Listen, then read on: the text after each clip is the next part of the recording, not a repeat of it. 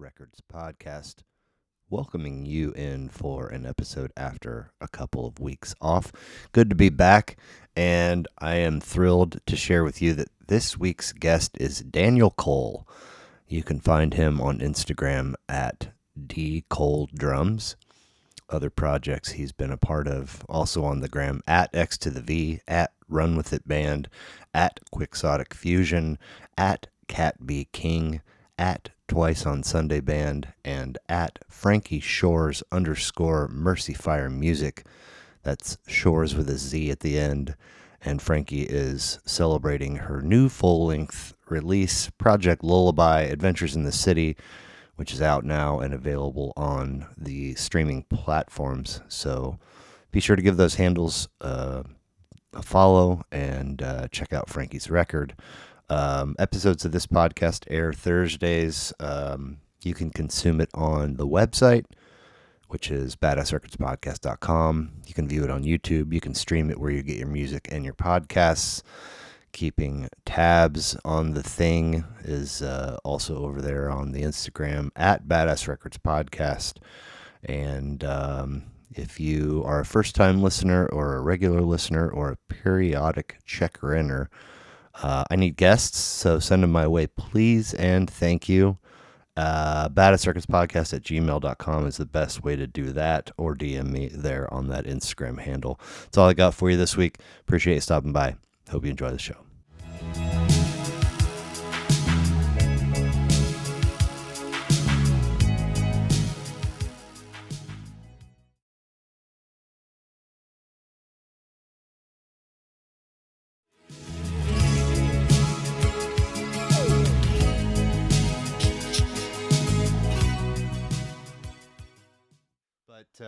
All things working as they should, I think this will be episode number 216 of Badass Records Podcast. And Daniel Cole, welcome. Oh, thanks for having me. I'm Absolutely. happy to be here. Very nice to meet you. Appreciate you sharing some time. You have an almost daunting Instagram bio section. Daunting. Because it looks like you're a busy man. And I, immediately kind of lean in the direction of anxiety in terms of scheduling and like making sure that I have the things down so that I can be in the places that I'm supposed to be when I'm supposed to be there. And so if we can run through them real quick, yours is D Cole Drums, DCOLE Drums, right? Yeah. And then X to the V, at X to the V. X to the V. What is going on there? X to the V. All right, so that's a hip hop artist. Oh, cool. And how that came about started actually in high school. I was doing music and I had a friend, his name is Austin Newsome. We started working on music together, and I could just remember the first time meeting him. I was in my room on the second level of the house, and I was looking outside, I see him pull up in his beige little Toyota Corolla, just walking up into the house, and he's just coming. He's like, "You want to make music together? I make beats, man." Did he, as a stranger? You didn't know? Not him? as a stranger, just like we met in school, and we had talked previously, Okay. and. He came over, we were just chopping it up, and we were just talking about music, and he was just really into, just collaborating, and he was just, he had a little studio in his basement, he was making beats, and I was playing drums, and then we just talked about music, and he talked about rapping and stuff like that, and that's when I kind of, I started exploring rapping as well. Okay. And so I did a little bit of that just Really? previously. Yeah, we were just rapping together just in his basement at his house. He had a little microphone and we'd be recording, working and making some songs. And we was working on an EP and stuff. And then he showed me his cousin, XV, and the music he was making. And that was an artist that before like meeting him personally, I really connected with like his music. It felt different. It felt a little more conscious. It didn't feel... like a lot of the stuff that was kind of mainstream, which I wasn't really into a whole lot, but his felt it was more in a space that I could relate to because it was, more of like the culture of talking about comic books and, like nerdy-ish type of stuff is what people would say. And yeah, the content of his music felt more thoughtful Okay. and whatnot. And Sure. so I became a fan of the music he was doing. And Before you knew that he was your buddy's cousin? no, he introduced me Oh, to his okay. cousin, Gotcha. and I became a fan. Gotcha. And as the years went on, like 2 years, that was like the last 2 years of high school. We got out of high school. We were doing like an audio engineering program and all that stuff. So we were like sharpening our skills. And then when we graduated, he left and he went on tour with his cousin XV, and he was traveling around. And then I got out of high school and they were needing a drummer. And so that's how I ended up coming on, because I made a video of just me playing drums to one of his songs and I put it up online. And it was like, hey, you want to do this thing? Plus here's this connection. And then boom, we started going on the road. He had gotten signed to a record label with Warner Brothers. Oh, wow. Yeah, and so he was really active. This was in a time period where people have dubbed it the blog era. So there was a lot of rappers coming up through the blog medium, like J. Cole and Kendrick Lamar, Yeah. and Wiz, and all these people. There are platforms where rappers like XV and all of them were growing and excelling, and that was happening. And so we got to kind of be a part of that run with X, just traveling around the country and hitting up all these different spaces. And it was wild for me to be, right out of high school and doing that, because I was also going to college. I went to college as well. So I was bouncing, touring, and being a college student, doing Wow. all that, leaving school sometimes to fly out and do these shows. And So you've been a busy man for years now. yeah. Okay. Yeah. And I was also, a part of some like cover bands that was in town. So I was a part of a cover band that a friend, his name is Justin Amos, and he was a really solid drummer. He needed someone to take his spot in this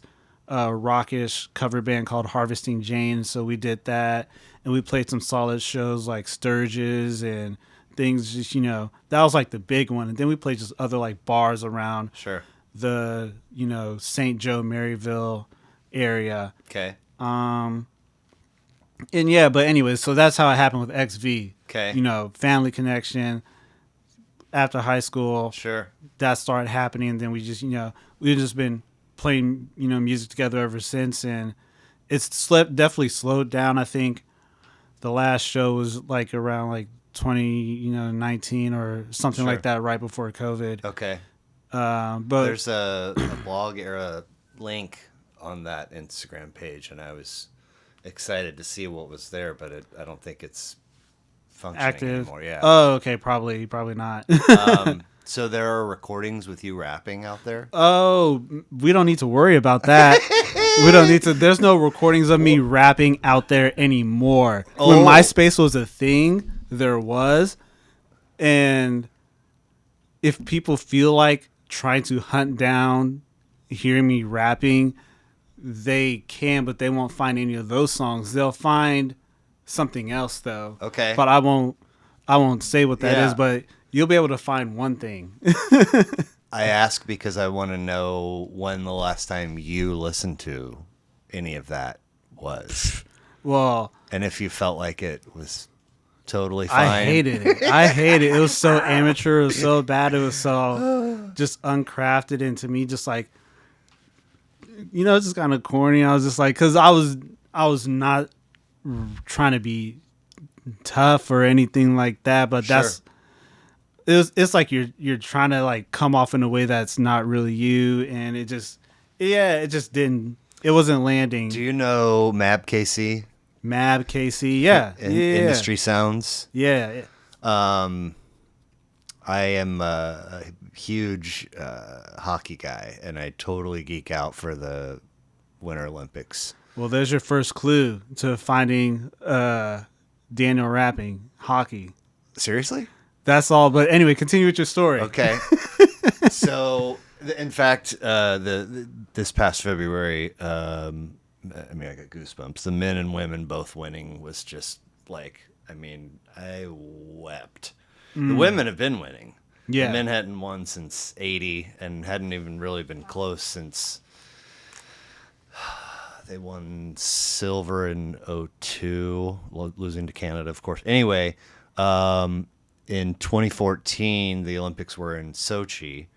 And if you're familiar with Too Short's The Ghetto, in the Ghetto song, I wrote, it's a 5.5 minute song, like a lot of verses, a lot of lyrics. Yeah.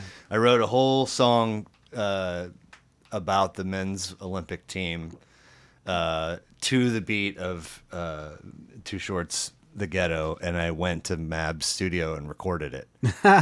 And I mean, I had a desktop set up over there, and I was just practicing over and over and over again to try and not flub any of my own lyrics. I gotta hear it. Well, so and then so I called him up and set up the date and went there, and he put me in the room with the mic, and he's on the other side of the glass just. And I was like, "Oh my God, you're gonna be right there watching me!" So I screwed up several times, and then I finally didn't have any major screw ups. It wasn't great, but I was like, "I can't. We got to be done. This is too nerve wracking." It was nerve wracking. Yeah, I get that. I loved it. I didn't like the songs, but I loved the process of recording. No, I mean, I had no issues whatsoever practicing it, 25 times down here. But when there was another human right across from me, I was like, "Oh, this is a totally different animal." Yeah. And he's very cool. He's a very sweet dude, very chill. He didn't do anything.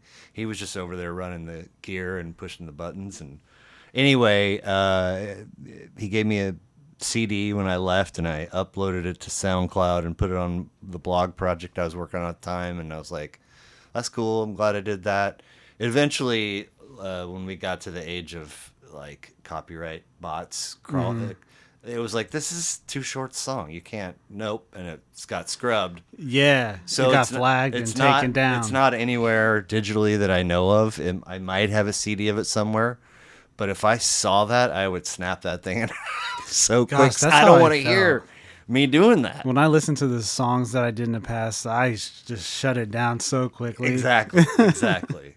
So X to the V, cool stuff. Run With It band. Yeah. KC-based pop rock band. Shouts out to Miguel Antonio, who did episode 174. Such a good guy. Love Miguel. I feel like, I don't pretend to know how algorithms work, but I feel like around the time that Miguel and I were talking and he came, I was getting Run With It band stuff and his podcast stuff, and then I didn't see anything forever. But I feel like lately, is it safe to say that Run With It's Instagram has been more active recently? Yeah, it's been more active. Okay, because all of a sudden it's in my feed. I'm like, where's this been?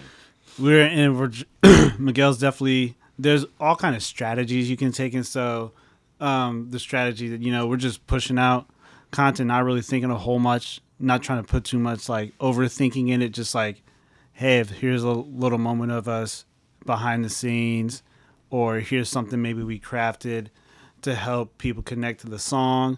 So yeah, we're just kind of pushing out whatever we can as much as we can, because now it's situated to where the algorithm is trying to connect you to new people. It's trying to get more people to see you. So yeah, you're seeing a lot more Run With It at this point. Okay. Yeah, but Run With It, it was another situation where I had just gotten hit up online. I think it was Instagram. There was a friend of mine, Kelsey Cook. She's a drummer, and I know that name. Yeah. Yeah, I don't know how accurate this is, but I think she had played a show or something, maybe with Miguel at one point, or it was just, okay, now I remember. Me and Kelsey did a video. We did a drum cover video. And there's a friend of hers first, Ben McBee. He's a photographer. Ben McBee? Yeah, okay. He's a photographer, a good friend of ours. He was friends with Kelsey. And I think Miguel was looking for a drummer. And so this photographer him and Kelsey were talking, and they were like, "Hey, why don't you ask this guy Daniel?" So Miguel reached out to me, about checking out the project and whatnot. And so, Yeah, I did because I was looking for a band. I had like such a passion. I wanted to start something from scratch. I wanted to do something and build it. And so Miguel reached out to me with his project, and I was like, "Yeah, I'm down. I'll do it. I'll play some drums." And he's just such a passionate guy, and he works really hard. And a factor like that is something that I highly value. Yeah. And I want to be with people who like are just driven and work really hard towards their thing. And so we just connected on that level, and then from then on we were just working on a project. And once I introduced him to how effective social media can be and how it can really help the band, because at first he was kind of like, nah, but once he saw how much of a return, how much it could push us forward, he was so bought in, and he was down for all the ideas and strategies, and just went hard. Went Cool. hard from that point. So yeah, I think that was around 2015 or Okay. 2016, Wow. because before that I was a part of a group. I was playing with this guy AY Music, and we were doing like street performances. We were busking and Okay. all that stuff, and then I just ended up with Run With It next. Have you seen any of these buskers that drum with 5-gallon buckets? Yeah, you see him on the internet. You Yeah. see him all around. And I they love it. It's great. they like one dude that I saw recently, he's got the primary bucket in front of him lifted up with his right foot, Yeah, and then, he's using his foot to like lift it up and put it down like as a kick drum type of thing. yeah, and Yeah. then you see, without knowing, you see these buckets and you go, they're all going to sound the same. Nope. He's got a whole kit basically. Yeah. It's wild. It's the beauty of like percussion is you can turn almost anything into a whole set Right. and use it. Right. So is there anything special happening with Run With It band to why the Instagram would be popping a little bit more now? Is there a new record? Is there a bunch of gigs? Yeah, the shift that Run With It made is we're very focused on sync licensing right yeah. now. Okay. And one of the spaces we're in is trying to follow the path of putting out like a song a month. There's this artist that I know Miguel talks about a lot, Russ. He really likes Russ as a reference to how we're kind of moving right now. And that's just like trying to put out one song a month. And I think a lot of the people in the sync world are also kind of in that similar lane of thinking, Sure. but putting out one song a month, and that process is definitely a shift for Run With It, because at first we were writing songs and we were recording and trying to go to Nashville and get them done really well to be able to, compete and do well in these other markets. You want something that's solid, that's clean, that can really hit. And now at this point, because that stuff is expensive and it's hard to do, we've just shifted to the path of like self-producing, creating it ourselves and learning that process, and especially with how to advance, things have gotten and how much information is out there. And you have the use of just like AI and whatnot to help inform you, not to use it to like create for you, but like, how do I use Logic better? How do I, create and do these plugins and yada, yada, yada. Right. Using it as a tool in that sense, has, I think, enabled us to be able to shift and do this path effectively and self-produce and get better along the way. And so like the last, 2 years, that's where it's been. And so now we're just like putting out a song a month. Cool. And so that's what's allowed us to be, more active and present and keep things Does that mean rolling. you have songs in the bank, in the vault? And Yeah, we're a little ahead of schedule at Cool. the moment. I think we're a month or two ahead of schedule.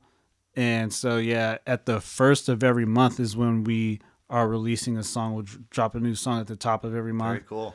And yeah, so that's why we have more activity going on, is just trying to, push Nice. these songs out and get it connected.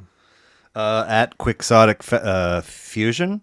Yeah, Quixotic Fusion. design- Or Quixotic is the name. Design and show production, innovative performance art collective that fuses imagination with technology, dance, projection mapping, and live music to create fully immersive, multi-sensory experiences. Trippy is how I would say. Trippy. Like, and if you look at their page, actually, I think the website too. You look at some of the stuff. It's like, whoa, man, that's wild. Yeah, the basis of it initially it focuses a lot around the dance aspect and the percussion, the supporting, like the supporting piece under it. And now it's definitely branched and evolved. But Quixotic happened because I was a part of this group called Raw Musicians, Okay. or just Raw Artists, actually, because it had there just a bunch of different categories. They would put on a event, and you would sell tickets to come get people to come check you out, and then people see your performance, vote, yada yada yada. And so some people from Quixotic were there. Anthony was there, and that's how I ended up getting connected with that group. There was a friend of mine. She was like, I think, a director of the Raw thing, and she ended up connecting with Quixotic as well. But yeah, she helped connect me with Anthony, and that's how I got into that group. And it was, again, like what you said, there's a lot of words there, but it's just big production, lights, and more like electronic dance world type of Sure. music. And you have aerialists that are performing in all these just kind of exotic looking fits, and the drummers and musicians are just wearing these all just exotic looking things, and it's meant to be like a specialized type of experience for unique just like clientele and corporate events. And Right. yeah, and this expanded to such a just like they work internationally at this point. Oh wow. Yeah, they're traveling it all across the country in different parts, of the world. I know early on, when I was first starting out with them, there are talks of going like places like Alaska, and I hadn't traveled much at that point, but I couldn't do it because I was also going to college, and sometimes the college thing, I couldn't get around. Yeah. I couldn't get around, leaving, because there's only so much you can do with that.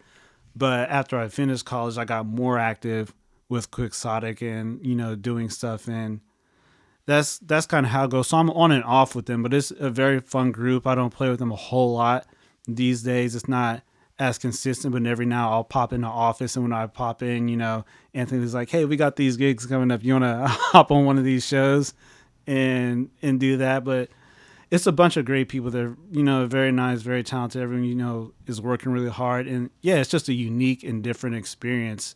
Yeah, I think the last thing I did with them was like uh, it wasn't Terra Luna, but it was something at one of the hotels downtown. It was just like we had some drummers, a bunch of drummers led by Brandon Draper, just all white, and some dancers, and we're just promoting this thing. We're just walking around playing drums and Oh making cool. noise. Nice. Yeah, and so that was fun. So yeah, that's the situation with Exotic. Okay. Okay. At Cat B King, Casey Indie Pop Rock. She's got a gig Thursday, August 6th at 7 o'clock at Greenwood Social Hall.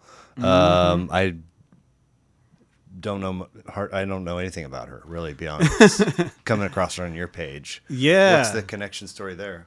Uh, that was another group that hit me up on Instagram. A lot of these are just Instagram kind of connections. Sure.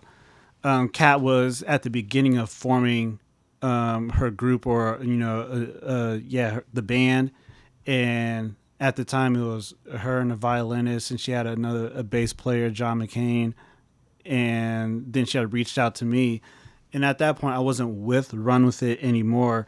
The band had disbanded for a period of time, and so man, I was still there's that still fire to start something from scratch. I still Right. needed a group, so I ended up connecting with Kat, joining in.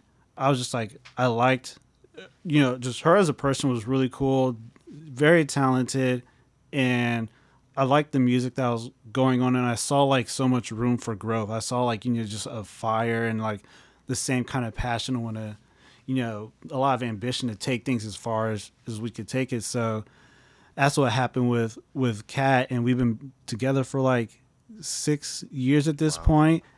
And like the very first handful of shows, it like rained or snowed every time we went somewhere to perform. It Wow. was so wild. Like every show, that's what I remember when first playing with Kat. But yeah, it is. It's a fun time. It's now a 5-piece band. We have Carol LePage, Derek Milius, John McCain is on bass, And the group is, we put out a 5-song EP, Say What You Mean, and then another EP, Domestic Bliss. And now we have a 10-song full-length album on the way.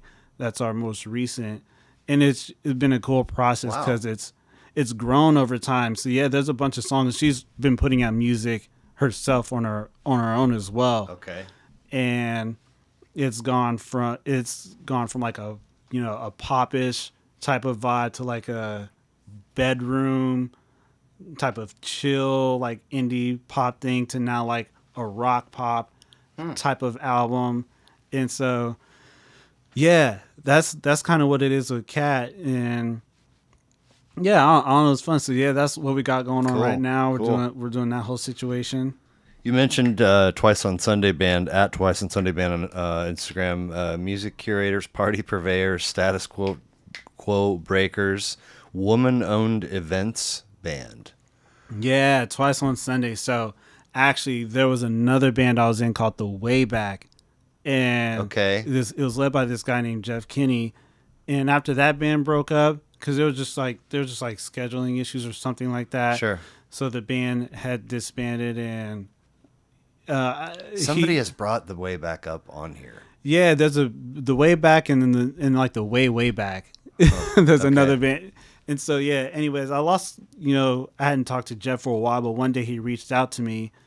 It was around like 2018, and he was like, "Hey, here's this band Twice on Sunday. They're looking for a drummer."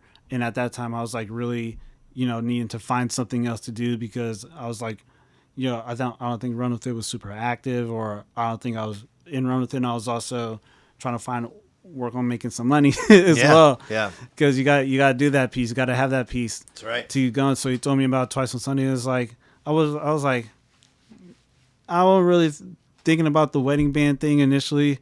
And so, but I was like, I'll give it a shot. And I reached out to them. I reached out to them in like October of 2018, and they were, down, seemed interested. But it wasn't until February, of the next year until I played my first show with them. I had gotten, all the material to practice. There's this guy, Patrick Wollum. I was kind of nervous, to be honest. I was a little nervous about like, showing up well, because it was a long set of all this music and mashups, and just a long just stream of time that you're playing. And so he was really a big piece of helping getting comfortable and being confident in going for this, because I was working at School of Rock at the time and we were working together. Okay. So yeah, he was just like, "Man, you'll be fine, you got this." And I ended up doing the first show with them at Kelly's in Westport. Okay. And it clicked really well. They were really happy and really excited about, what was going on, what I was doing, and the people were really cool. They were really nice, and everyone was just like really talented, and it was fun. And then we've just been rocking with them from at that point on. And Twice on Sunday was still kind of growing. It was new. It was just 5 people at the point, and Amanda and the 4 of us were building what the band is now. Now it's like a bunch of people. There's like 4 groups out sometimes on a weekend. You got like 4 different. Yeah, so we got like 18 or 20 people. Maybe that's a part of this group now. You have all sorts of like, because of the wedding market is just wild. There's weddings all the time, and they're always needed people, and the format that we've been applying and what we've been doing has just been received so well. And so it's just grown because of that. Wow. And yeah, so now here we are in 2026, still doing the thing. Nice. Yeah, and so there it is with Twice on Sunday. Okay, and then Frankie Shores _ Mercy Fire music. Yes. Project Lullaby, Adventures in the City, out 3 months ago. Yes. Right? Congratulations are in order, correct? Yes. Right? We got Frankie Shores Frankie's here in the here building, with us, actually, off cam and off mic, unfortunately. My better half. That's so exciting. Is this a debut? Is this your first? No. Full length. It is? First full length album. That's what I meant. Oh, Okay. What singles and EPs prior to that? yeah, putting up and taking down. Yeah, there's been some singles and EPs that have appeared on the internet and like it appeared in it's been on and off. You can look at it as more like an experimental type of thing, but this like full length is like boom. Here's the first solid, staple starting point to look at what it is for Frankie and the journey. And there's always an origin story. There's always something that led up to that, but it's a good point to really get connected with like who this artist is and what she represents and all that stuff. And yeah, that's what. Now taken down because at one point it got put up because you're like, I'm okay with this, and then later you're like, I'm okay with this. Literally, there's probably three or four EPs I've put up and taken down. There's still stuff on SoundCloud that you can find. sure. It's just But I mean, like, I totally get it, right? yeah. At the same time, I feel sad for the blood, sweat, and tears that went into making those become a thing. Yeah. And now they're being rearview mirror judged or whatever. But very cool, very cool. Did you manifest being a part of this many outfits, or did it all just happen organically? I think it all just kind of happened, being a part of these bands. Now, I have a thing where, yeah, I just play drums for different people, and if someone needs someone to come and fill in and pop in, I'm down to do that. And with things like with the situation, with like Kat, Yeah. it was like I'll come in and do this thing, and it seemed to be working. I had the space and wanted a band and could keep rocking with. And there have been other groups that aren't on, that you don't see that like I've been a part of. I've not like a part of as in like consistently been on the run with Sure. them, but I've just popped in and filled in on some shows. And with Frankie's project, I mean we're partners and we both do music, and there was space and whatnot, and there was a need for some drums, and it just happened to work out because I mean what are we talking about? We're partners, and Yeah. and it's cool to have the opportunity to play music with someone that you're also close to and on this journey with, and it's unique, and I think it's special. Sure.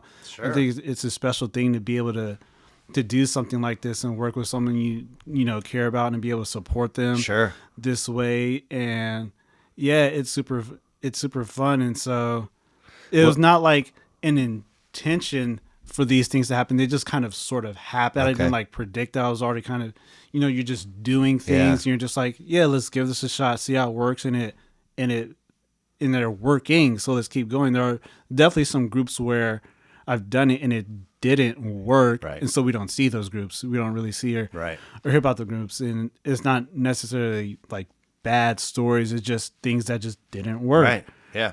And they're not all going to work. And it's not all going to work, but the things that are kind of landing and working and if it's space and time for it, then yeah, let's keep it going. And so at this point, there's no space and time. There's no space and time for more groups. There's no like Right. joining any projects consistently full term. It's just if you do need a drummer and you need someone to pop in and fill in if the dates, make sense. Right. Let's get it. Let's make it happen. Now, I would think if I'm an artist and I'm going to go make a record, I've got whatever, a batch of songs, and I'm going to skinny it down to like 10 or whatever number it works for your full length thing. Yeah. But I feel confident with my material in a lot of the lanes, but not all of the lanes. So I'm going to hire a producer to say, I think you should do this here. I think you should do that there. And I would think that a good producer would have thick enough skin to give you critical feedback that's not necessarily of the praise variety. Like, Yeah. hey, I'm not really feeling this song, or I'm not really feeling this section. But that's a person that I'm bringing into the project and paying, or whatever, however that works. Different kind of animal if you're life partners, I would think. And you again, I'm imagining, are giving critical feedback, and maybe you do too for the things that he's working on. Yeah, for Have you sure. guys had to sort of figure out like The balance of that. how that okay? It feels okay or good when you do it this way. When you do it this way, I do not care. Is that like a you Yeah, know? there's definitely been a process of learning how to balance that, and obviously, it's all out of love. You're looking for the best, but there's the process of balancing that because you have the intimate dynamic and you have the professional dynamic, and sometimes the languages of both of those two things can get mixed up, and so you want to make sure that you're being mindful of your partner and not being too overly critical or things like that, but you also want to be very genuinely supportive and constructive as well. So you want to make sure that, yeah, it's just a learning process, and I do the best I can to try and make sure when it's her and her time and her focus, her project, to let her to be able to take the lead, whatever creative vision she has, whatever she wants to do, that she's the final voice, final say, and really try and do that with anyone's projects. It's not overstep any bounds and let people, whoever, if it's Miguel or if it's Kat, that, this is ultimately the idea that originated from them. And so to make sure that they're having the vision they want to happen to come to life in whatever space we have to give input and stuff, since we're all investing, that we do that appropriately. And so that's the focus, that we try and apply. And so in a partnership, obviously, like we said, the dynamics a little different. Yeah. And so yeah, there's a process to like learning how to balance the intimate and professional dynamic. And I think like we do that well. I think for us it's very natural. There's expectations of challenges in that, but we figure it out. We figure it out, and we are able to move forward and continue to see ourselves moving forward. And ultimately, like, what has come from that is growth, a deeper connection, deeper understanding, and good music. Right. Ends up being good music, Right. and music that we feel good about, that the group feels good about. And and yeah, as long as you can make sure to not get in the way of Yeah. people, and recognize that like this is someone's idea, and then you not make sure you're not being controlling or anything. Sure. Yeah, it can work out if you know how to give people the proper space. So Yeah. yeah.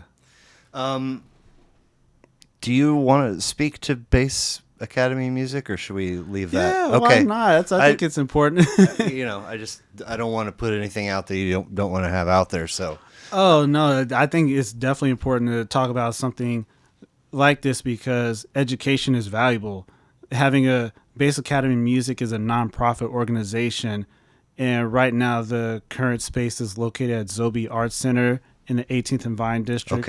okay. But Bass Academy Music is founded by Clint Velasquez, and we are connected with Run With It as well because he used to play bass and Run With It. Oh, okay. And yeah, and things transitioned, and his focus is 100% on like the school that he's building and leading right now. And it's such I feel grateful, to be able to be a part of something like this because like it gives space to kids who usually don't have,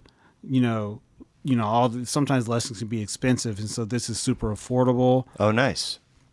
Yeah, and it's like right here in the city, so it's close, and I've been on and off with Bass Academy Music over the years, and I think around 2022 is when I've been consistent as like just like a consistent teacher instead of a sub, and so I've been doing that for a while, and it's fun. The people there are nice. I like the ethos and the environment that Clint has set forth, and yeah, like I said, Bass Academy Music isn't just me, but there's a lot of other artists who are in the scene who are working and creating music, but also teaching kids as well, which I think is important. I think it's important to have kids who are, or people who are active and doing the thing that hopefully these kids, are seeking to go into, because it's good to have the example. Right. And yeah, if people ever want to check it out, Bass Academy is BASE Right. Academy Okay. Music. And Online. did you mention that you guys both Yeah, did we some both. time? Okay. Mm-hmm. Cool. Very cool. Um, drums become part of your life when? Drums became part of my life around when I was 9 years old. 9. Okay. 9 years old, I remember sitting in the front row. I remember sitting in the first row of this church that I was going to. It was my grandparents' church, and they were needing a drummer. My aunt, she was playing piano. My mom was singing, and me and my cousin Douglas, we spent so much time together. And we both, they needed a drummer, not anyone to do anything crazy, but someone to sit down and play the thing. And so we both got up and we were, excited to do it. So we played drums, and at that point, at the end of the church service, they gave each of us $3. And that was also really cool, and that was Go fun. buy half a drumstick. Yeah, and I just I was like, man, I want to be the one that they call on to come and ask, and I got excited, and I was like, I want to go and practice. And so I went back home, and my dad, he also plays the drums. Oh, really? And so Okay. he started he saw like an interest in me that I had to the drums, because initially I wasn't thinking about drumming. It wasn't in my mind or anything like that. Prior to this, did he have a kit set up at home? No, he was separated from drumming for after he got out of the military. He was drumming and playing drums in the military. Okay. And then once family life started, there was a shift from that to just focusing on family life and taking care of all those things. And so there wasn't like a drum kit or in a house. I wasn't really aware Right. of his like drumming history until I was like, hey, I want to learn how to play the drums. And then it's like it feels like a movie moment where like You're like, you have chops? Where you been? you have like the parent or the mentor who goes like in the attic and they pull out all these books and he's dust them off, and you're like, here's all these like here's all this whatever to help you on your journey. And he started teaching me. He was really he was so, you could tell that he had such a passion for it when he was in it. He was so well versed in it, knew the language, knew all these different drummers. So I was so grateful to him and his teaching and his coaching and keeping me on track early on. But before drumming, I just wanted to like do martial arts. I was very into that. I was very focused on like being a martial artist and wanting to do that. But we had moved so much, I never had the opportunity to get into school. But I was just like so ready to be like a fighter, not because I wanted to fight people, but I loved the like discipline of it. I loved the application of like, focusing on your body, training yourself and all those things. And so drumming just became like a different branch, because there's still discipline in it. There's training, there's focus. You're still hitting things at the end of the day. Yeah. So yeah, drumming started me at 9 years old. Okay. My first experience drumming was getting paid paid to play drums too, which was wild. Yeah. So then it wasn't get a kit? Yeah, it wasn't until high school that I got my first drum kit. It wasn't until high school that I decided I wanted to do it for a living. I remember sitting in a math class, and I was just sitting there. A teacher was talking about something about our futures and stuff like that, and I was just sitting there, and I was like, yeah, I want to do this for a living. I want to do this thing here. It was like sophomore year of high school, and I was just like, yeah. I was just like, okay. Are you a person that math comes too easily? Because I'm not. It did. Okay. I did. I was like grading papers in fourth grade of like people's like, I was really good at multiplication, and I was always like the first one to finish. And after I got done, the teacher was like, you want to help me grade these papers and check people? I was like, yeah. Math got hard in middle school when they introduced letters into it. I got confused. See ya. Yeah, I was like, what is this? It threw me for a loop, and I became disinterested and like bad at math at that point. Science. I loved science as well. I love science. That also had chemistry, had math and letters and stuff. That's and so. Division. But I love it. I love like the sciences and the study, and I think it's so important as well. Yeah, for other people to study and teach us about. But like letters and math, and then after biology, like I got photosynthesis and how all the stuff in the cell. It's like, I'm with you, and then it's like chemistry, and I'm like, I am out. It's so cool, but the patience for it wasn't there. The interest was definitely still in music. I loved music and I loved video games. And I'd be on video games a lot. And I thought about, making a living playing video games, but I was told you can't do that until we're in modern times and you actually could do that. Yeah. You can do that. But If only you had invented Twitch. if only I could see the future. Yeah, But, exactly. but I'm actually grateful for this past because I love travel. And Okay. doing music has afforded me the opportunity to be able to travel so many places. The Right. farthest I've been able to go is the Middle East.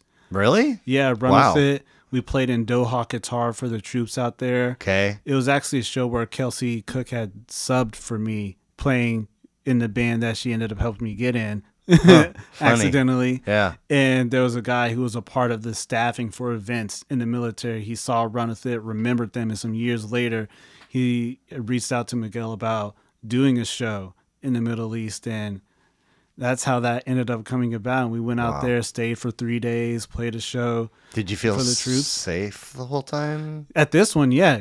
Okay. There are some shows they bring artists out to where it's a little more hectic, there's a little more active and things going on, but this one was neutrals, chill. There wasn't anything to be worried about. It You was said just- your dad was in the military. yeah, he was also in the military. So, like, is there any merit to this theory that I'm just now cobbling together as we speak, that if you have a parent that's in the military, that you somehow have that bravery gene in you too?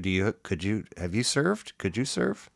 I've never served. Okay, served. Oh, served? Yeah, in the armed Oh, forces. no, it's the opposite for me. I Okay, remember even getting okay. a call one time about, I got a recruitment call and, people are trying to convince me. I was like, I'm not really into this. I'd rather, make beats and make music. They're like, oh, we make beats on the boats and stuff like that. I was just like, it's a no-go. Mm-hmm. It was a no-go. There's no motivation. I knew what I wanted. Yeah, I okay, knew that, okay. this is what I wanted to do. And I was so confident and optimistic that I could do it because I think my dad was also very business-minded. Mm.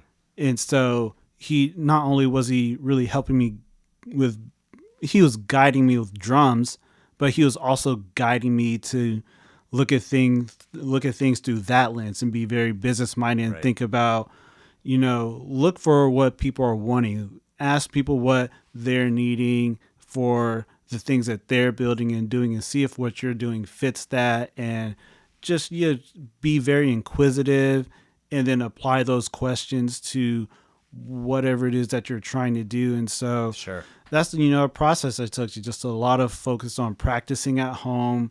Initially, as soon as I could, I wanted to work and get like a little easy fast food job. But he encouraged me. He's like, if you want to make this thing and do this for real, instead, why don't you practice and work hard so you can turn this and make this your bread and butter, make this your baseline.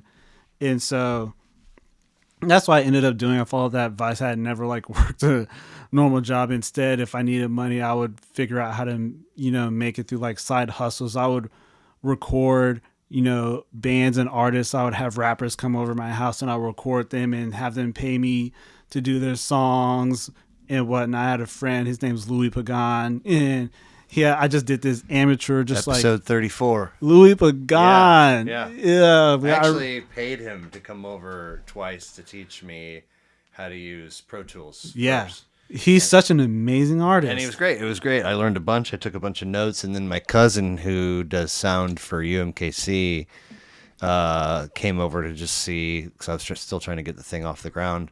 And I told him about it. He's like, oh, I know Louis. He's like, that's really cool. You can't edit video in Pro Tools, right? And I was like, oh, well, shoot. Darn, I'm But wasting- he ended up coming back and doing an episode with me, and I learned something. So So it was like this progressive. It was this progressive rock project that we were working on. It was like my producing chops weren't great or anything, but I mean that stuff like that got the ball rolling. And so then I would have rapper friends who would come in. Like I said, they would pay me. Or in my dorm in college, I had some friends come over and they would record and do their songs there and pay me. And they ended up becoming people that I'm friends with to this day. But we would tour as well. We would travel around. We had a spot in St. Joe. My friend Nick Niemeyer, we rented out this space called the HQ, and me, Nick, and Lewis were like the hosts. Every night we would have like a little dance party club night, and we were running this like college just like hangout scene where we were promoting and hyping up and bringing people out to this little club that we had in St. Joe for like just some fun college nights, and we were spinning and stuff like that. So we were running a little scene there for a little bit, and Nice. so that's what was happening at that point in time. But yeah, that was my hustle. My hustle was like figuring out creative ways to make money until the drumming became consistent. And Sure. at this point, there's been so much investment energy put into it. Now we're doing that's the Yeah, goal is to yeah. make a living playing drums, Right. and now we're playing in this wedding band, we're playing in this other band, all these just different bands, and here we are Could you serve? in the middle. Oh, that's where we started, Yeah. the military. Yeah. No. What a No. So No. it's like math and science to me. Like, what? Oh, yeah, no. You are signing up for that? Like, and I'm thankful, like, because I'm sorry, but somebody's got to do it, right? Yeah. But I mean, have you guys seen? Are you guys movie people? oh gosh, I yeah. okay. I feel like I am. I don't know where the question's going. Okay. She's more of a movie person, I feel like, than I am, and I've been asking, movie based questions the last few days, but I'll wait till Okay. I got Have you something guys after this. seen Project Hail Mary? Oh, that's It's so on Netflix funny. right now, isn't it? It's what? It's on Is it Prime. It's on Prime. Prime. Yeah, Okay. yeah, it is on Prime. I think. It's Yeah. funny that you asked that because I have been starting that movie for the past like 3 nights. I've been starting it. Of this week? Yes, of this week, and I've been watching it, but it's been like at 10 o'clock at night, and so I like Oh. fall asleep. I fall asleep. 7. Started at 7. Started at 7, and I want to finish it because it looks so good, it's been good, and I just like keep. Yeah, that's Yeah. fair. That's fair. I'm obsessed with it. Like, it's Yeah. so I love it so much. But have you started it yet? No, you haven't sat with him any of these. No, because she fell asleep. We'll be watching a show, and then after she falls asleep, I switch it over and I find a movie, and I started this movie, and I just Okay, keep okay. falling asleep before. If you can make it work, watch it together. Start it a good chunk before your typical bedtime. Teeny tiny spoiler alert for you. You probably already know, but there is a moment very early in the film where he's trying to figure out where he is. Yeah, And he's in space in a different solar system. Yeah, and It's so jarring. He literally is like, "Where am I?" And he turns and there's a window, just stars as far as you can see. And that's when he gets to the answer to his question. Well, I mean, sort of. Yeah. And I'm like, I feel the same way about the ocean. Like, oh gosh, yeah. people, when I see clips of people out on a boat on the water and they pan full 360 and there's no land in sight, I'm like, do you want me to call the Coast Guard? That's what it feels like. That looks terrifying. And you guys are smiling and laughing and having a good time and taking footage. Yeah. Terrifying. Quixotic was the reason I saw the ocean for the first time. We flew out to Florida, played at this like resort, and it was like just this really nice, clean, just cool beach. And that was the first time I had ever seen the ocean. I was just like in awe. I don't have a problem with seeing the ocean or even like wading up to my ankles or my knees or whatever, but it's the Being in it. we like to go 80 miles out and fish. I'm like, and what do you do if something happens? You think someone's coming for you? Nobody's coming for you and your buddies that are out there fishing. You are on your own. Now, maybe the Coast Guard will, but no, thank you. Oh no, I want it. You do? I want to be in the middle of the ocean. It's probably because I've watched so much of this pirate anime, One Piece. It has like motivated me so much more to like just be playing drums on like a cruise or something like that. I just want it. Okay, you mentioned anime, and I wanted to ask a couple times already. Kadesh has the I word. love Kadesh. He has the word weeb in his bio, which I had to look up before he got here, and it's just a Japanese word that or something Like a nerd. Nerd, Yeah. a nerd that's into anime or something like that. Yeah. And he obviously put it on there himself. Self-proclaimed. Yeah, and I think that's. I have a lot of, as a fellow nerd myself, I have a lot of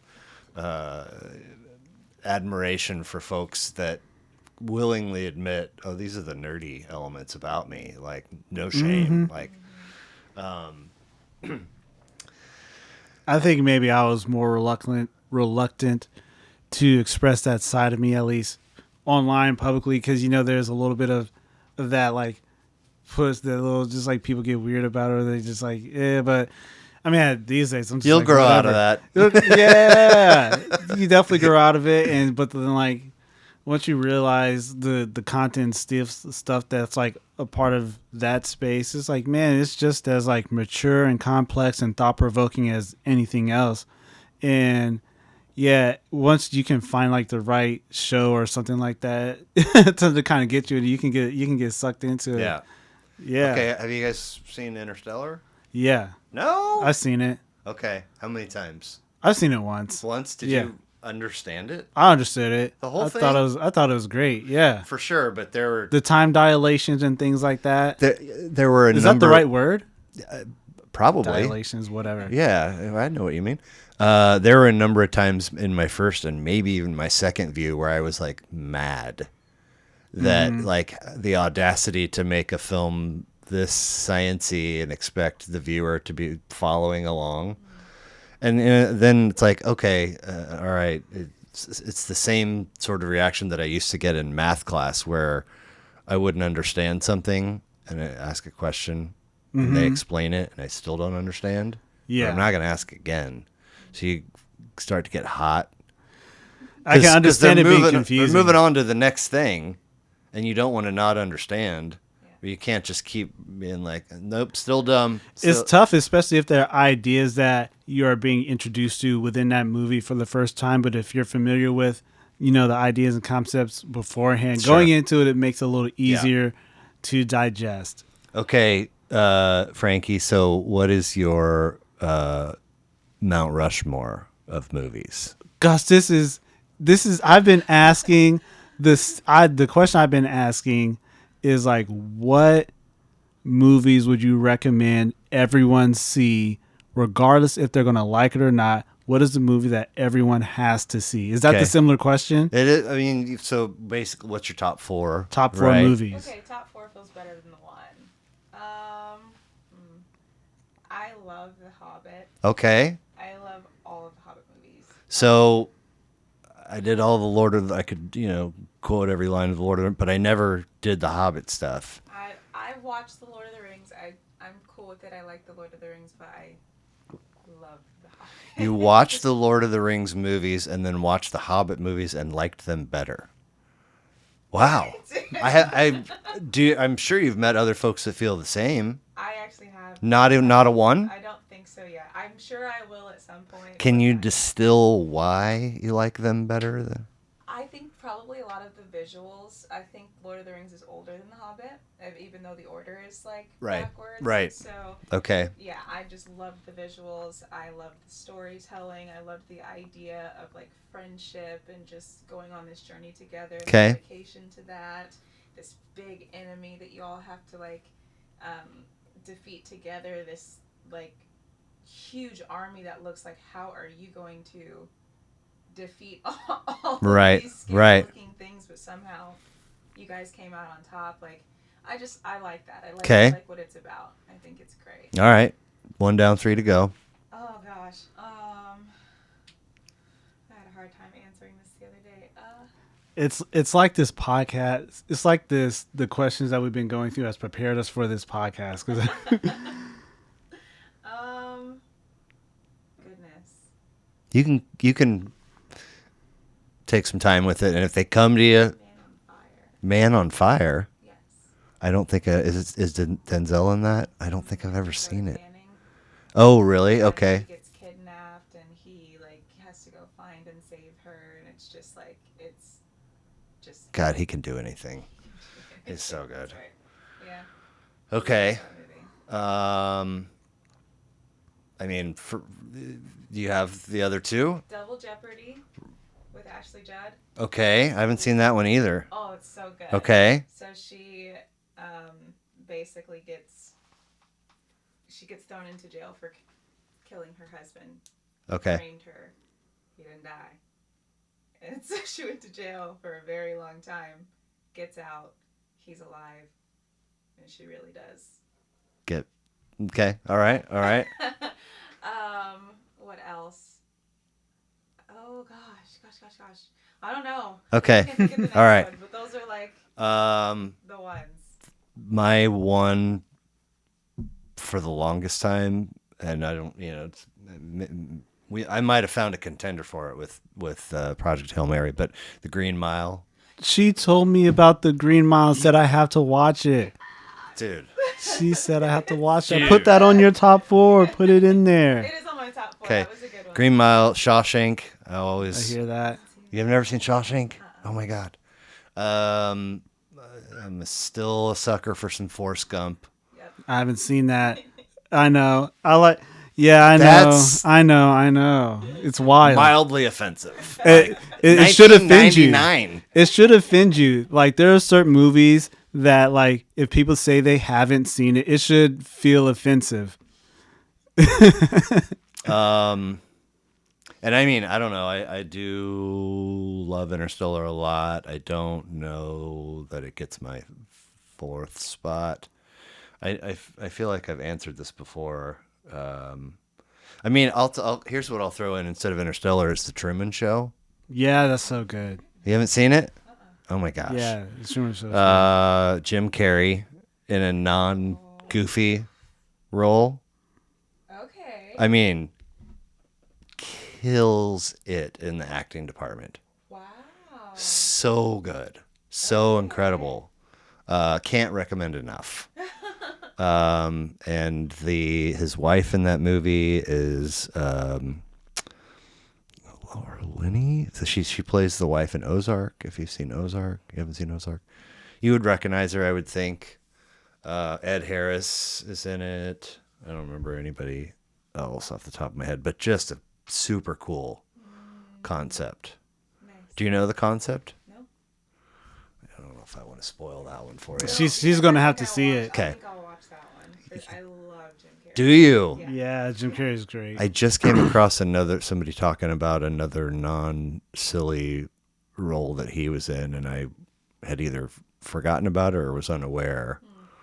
But they were saying the same thing. Like, he just kills it in this movie, and it made me want to go, I got to go watch that, because, I think the knee-jerk reaction is all the goofy roles that he has done. And anyway, drums at age 9. Are you born and raised in the area?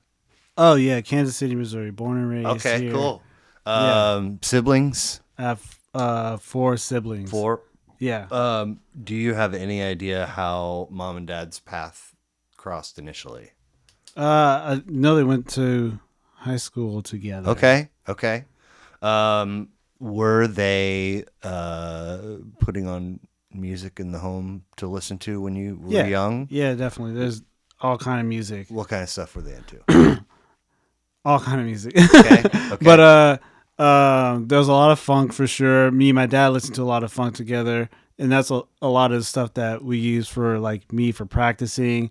There's a lot of Michael Jackson. Nice. My sisters, especially Christina, love, like, the pop stuff. So, and she's my one older sister. I have a younger sister, younger brother, and then a baby brother under there.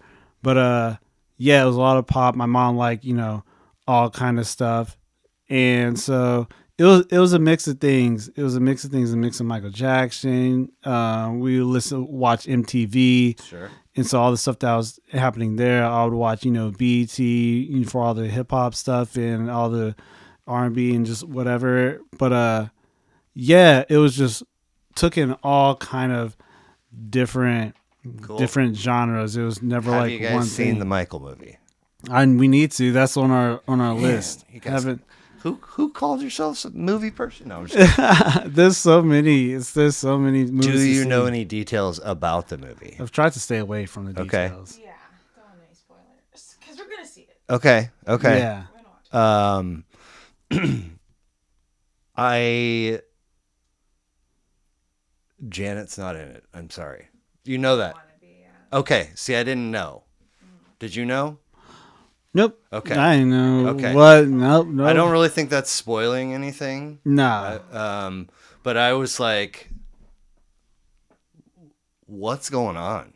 I mean, like, I didn't look it up during the movie, but it was pretty quick after it got out. And I was like, okay, she didn't want to be in it. It's like how? Yeah. Like, and the people, obviously, you're a creator, a movie producer, director, or script writer, whatever.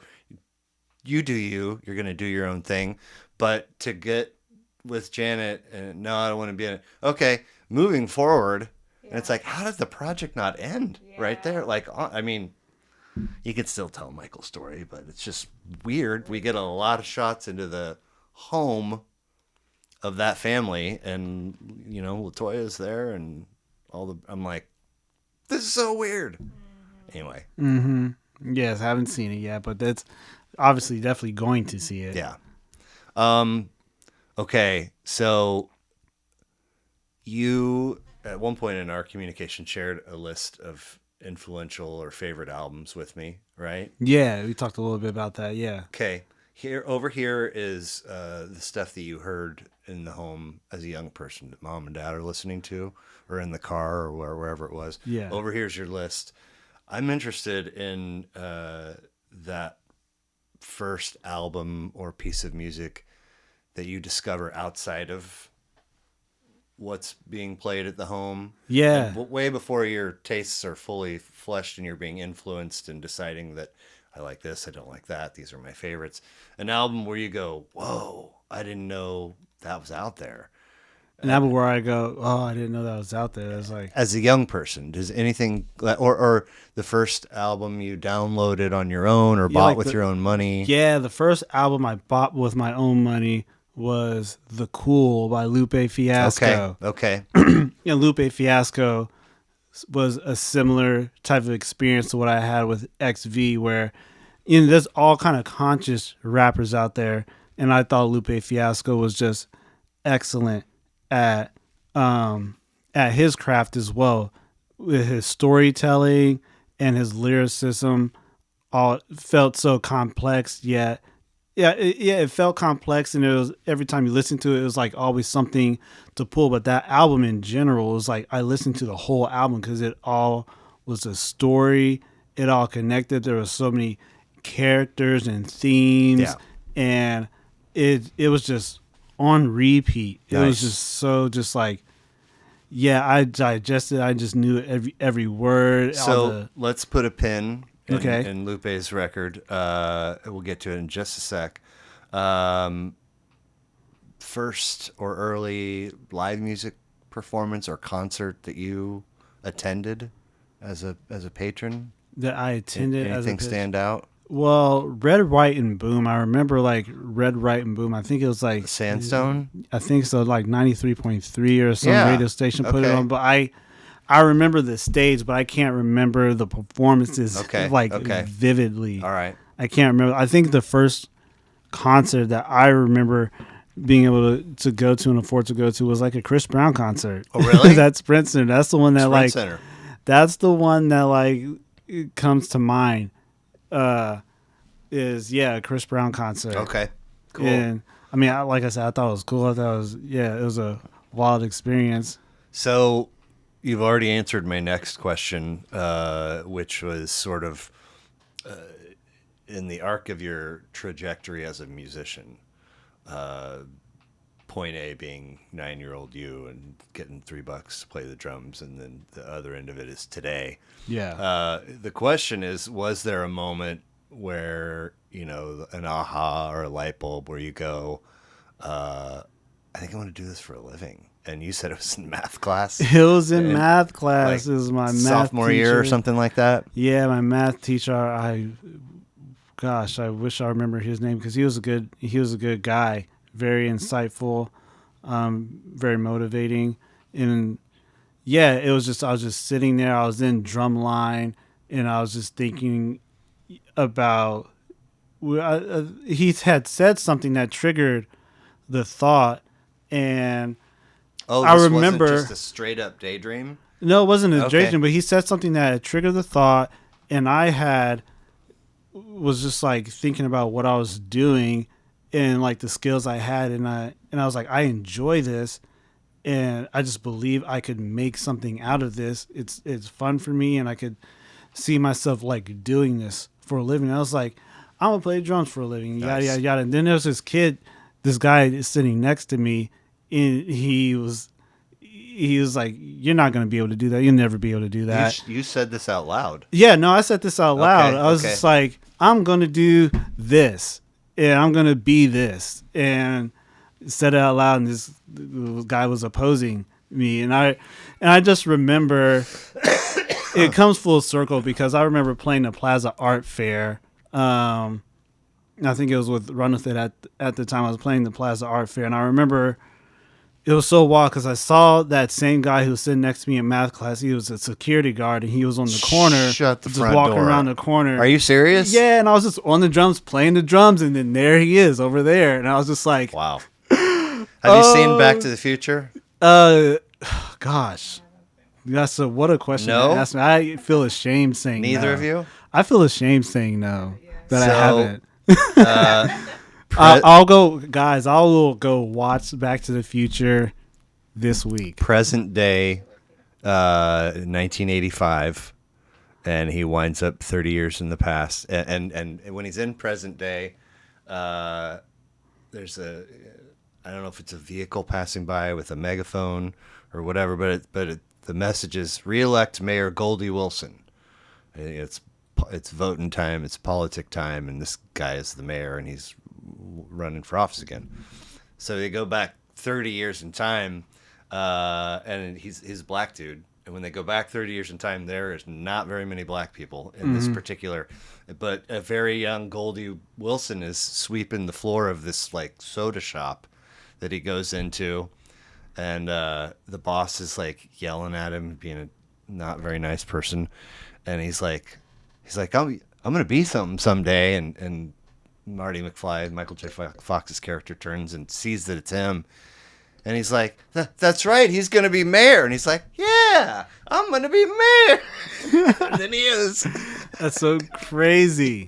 It's so crazy. And it's just wild how you can have one of those moments. It was like a real life moment to just like, man, this really happened. I saw the guy that like doubted and hated. Yeah. And it was just like, you can't do this. And then there he is. And here I am doing the Yeah. thing. And I was just like, oh, wow. That felt so satisfying. Now, so you are, correct me if I'm wrong, earning a living Yeah. as a drummer.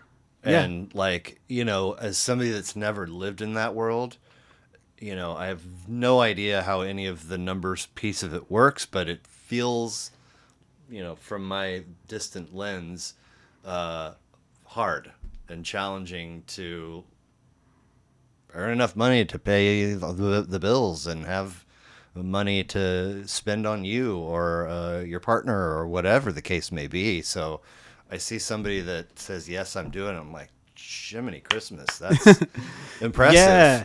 And to be fair and to be realistic, because, I want to make sure that this is put into perspective for people. As you add on to responsibilities and things like that, you just want to make sure that you are doing the things that are putting you in a good position to keep up with all these things, because it can be challenging. Shouts out to your dad. Yeah, definitely shouts out to dad.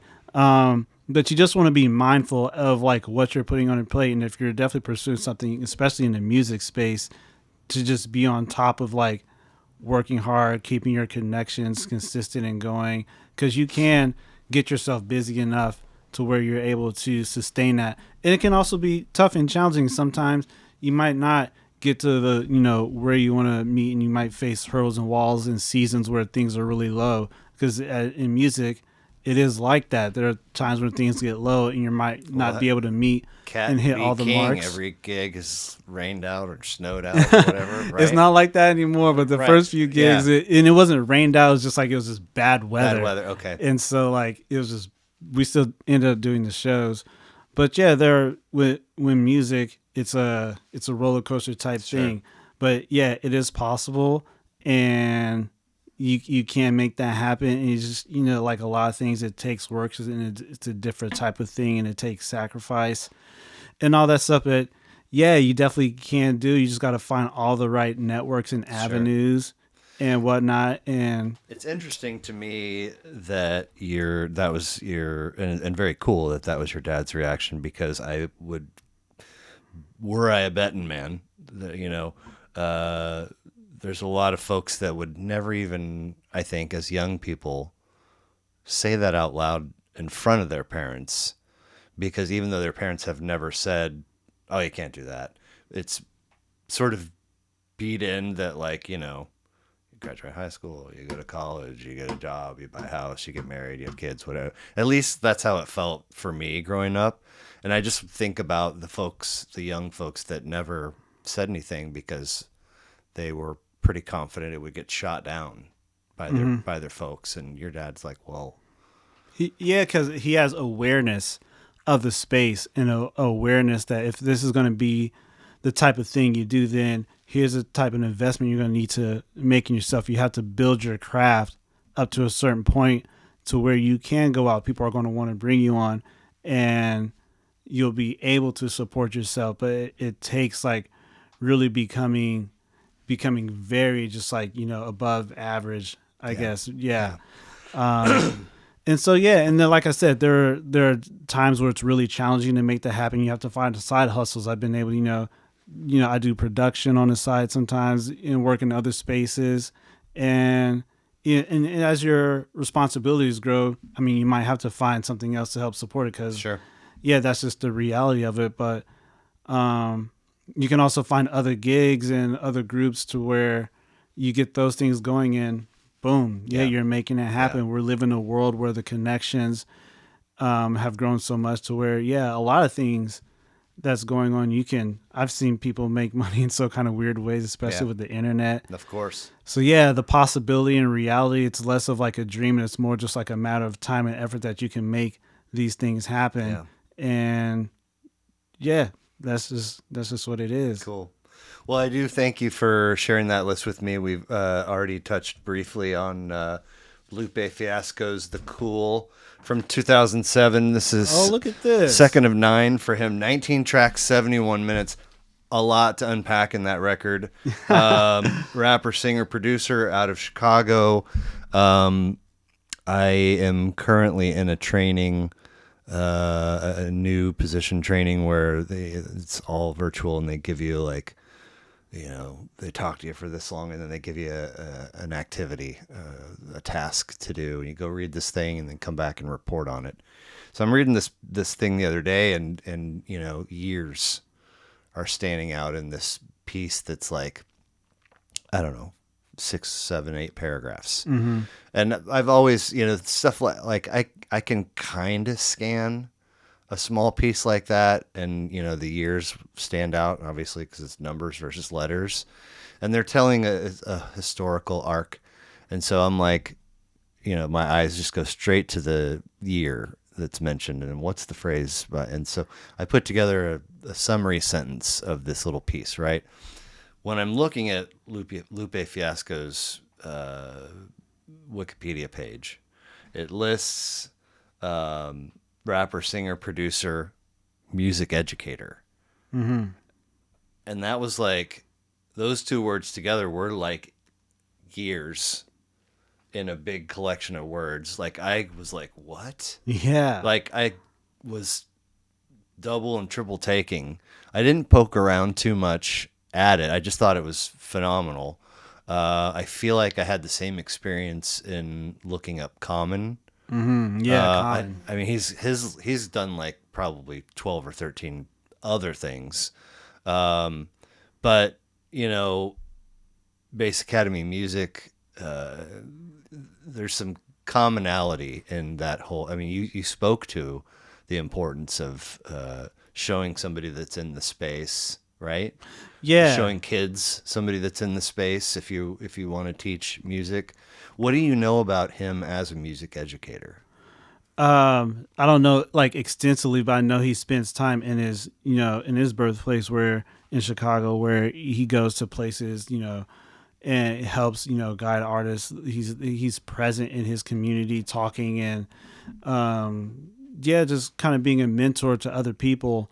But as far as like his process, how he does it, and all those things, I don't know like the details of No, it, no, but no. I've I just seen like that yeah. Generally speaking, I he's a was part of his curious. community. Yeah, he's a Cool. part of his community. He's active in It's awesome. attending spaces, and I've seen him do that. I don't know like how involved he is in that now, but Right. like Right. yeah, I've seen that be a part of his life.